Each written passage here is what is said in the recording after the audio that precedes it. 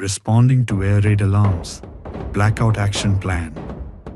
When life feels peaceful, families dining, children playing, markets buzzing, it's easy to forget how fragile that peace is. At the moment an air raid siren pierces the calm, everything changes. India's safety doesn't begin at the border. It begins with you. When you hear the siren, act fast. Turn off all lights, fans, and appliances.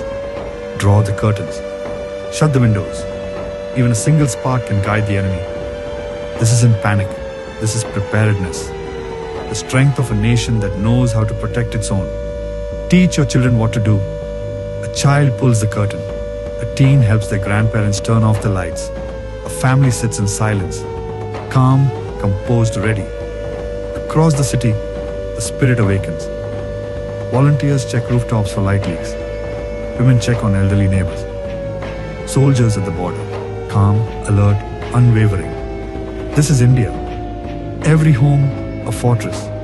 Every citizen, a shield. In darkness we don't hide, we unite.